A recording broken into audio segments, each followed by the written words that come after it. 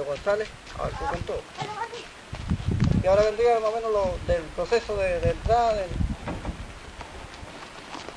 Bueno, los primeros entonces, según yo recuerdo, se hicieron muchas reuniones para poder entrar acá, porque este territorio estaba todo tomado por González. Inclusive recuerdo que habían traído unos burros aquí, habían unos burros, ¿son los burros, sí, Más el cerco de Polina aquí. llenos de animales, dándole vida a todo esto, o sea, como que ellos estaban mucho tiempo aquí ya, pero no hacía mucho tiempo que habían llegado a este territorio. Entonces estaba todo invadido, inclusive ellos tenían guardia, tenían todo, o sea, todo vigilado. Y además tenían también el apoyo de carabineros, como dice Bernardo, o sea, estaban carabineros detrás de todo acá y ellos no dejaban entrar a nadie. Entonces todo este trabajo se hizo muy secretamente también. No era una cosa de llegar y armar con mucho ruido, digamos, que íbamos a echar acá. Se hicieron muchas reuniones con los dirigentes, con los loncos y con la gente también que venía desde Osorno, con el ayudante de don Anselmo, del Cacicao, para poder armar todo esto y que no corrieran rumores de que íbamos a entrar tal día. Por ejemplo, había muchos rumores de que de repente se llegaban algunas amenazas a los dirigentes. Entonces ellos tomaban precaución, decía ya, tal día no vamos a entrar. Por ejemplo, decía el hermano Víctor Cachilet, decía el día 25 de noviembre no podemos entrar al Huachapulli porque el 25 de noviembre González nos va a estar esperando con su gente. Están armados, están todos armados. Entonces, ¿qué hacemos, hermano? Decía, no vamos a entrar ese día, vamos a entrar unos días antes. Y así fue. Entramos unos días antes y así no hubo enfrentamiento. Lo primero que se hizo aquí fue, para tomar esta fuerza, para poder sentir esa fuerza, se convocó a las comunidades a hacer un guillatún. Fue lo primero que se hizo, justamente se hizo en este territorio que vemos aquí, que lamentablemente no fue muy resguardado porque después ya vienen otras cosas que se imponen.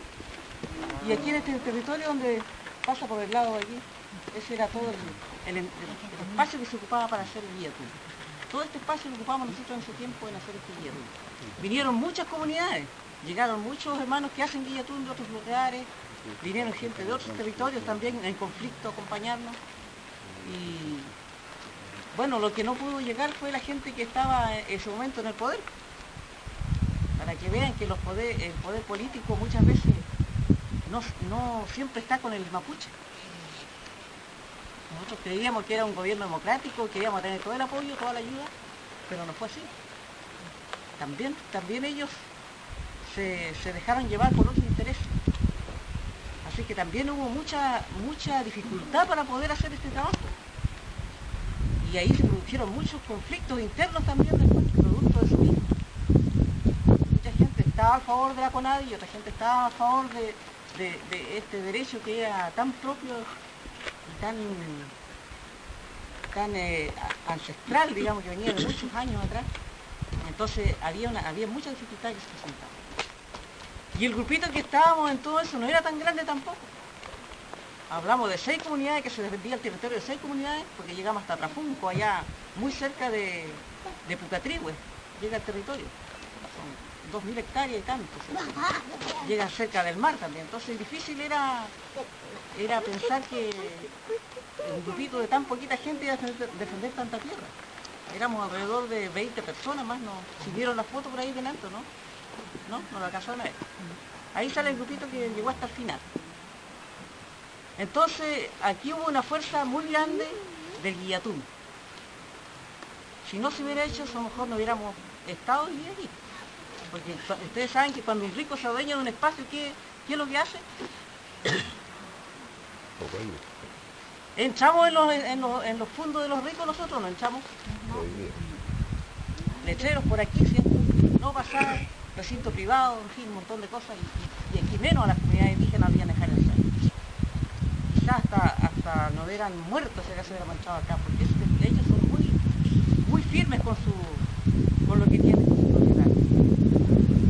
Y no es así con el mapuche. Nosotros no, porque la comunidad hoy día, por ejemplo, nos deja entrar aquí sin previo aviso. Pasamos hacia el mar sin previo aviso.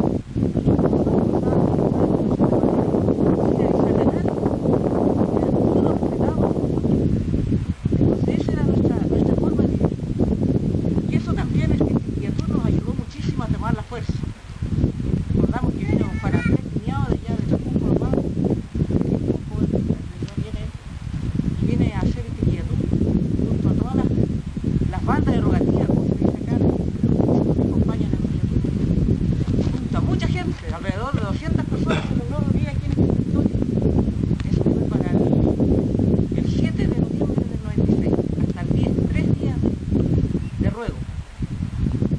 ahí ya vimos la traición, podríamos decir nosotros, de las autoridades.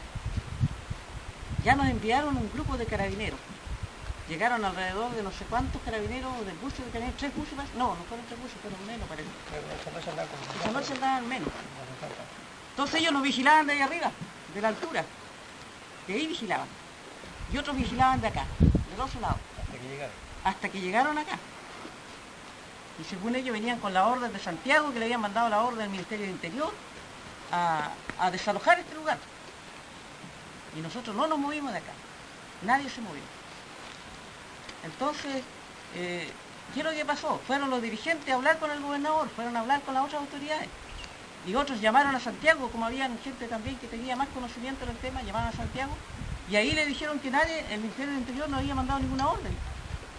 No había orden para desalojar a la gente que estaba. Entonces, ¿qué pasó ahí? Era una reunión entre ellos y el gobernador en ese tiempo. Que era Julián Goña ese tiempo el gobernador. Entonces, así nos traicionaron. Nosotros, los carabineros llegaron acá, llegaron los jefes de acá de Puerto Montt, también parece que andaban, porque eran de altos mandos, digamos, que andaban, y nos vinieron aquí a ver.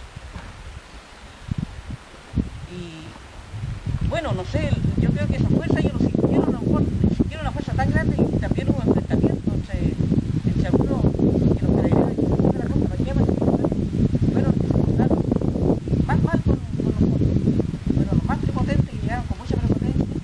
Inclusive se enfrentaron a una ñaña que estaba acá en la cocina y ella atinó a tirarle agua caliente, me parece, no sé qué pasó, pero fue algo bien. Pero echarle acá.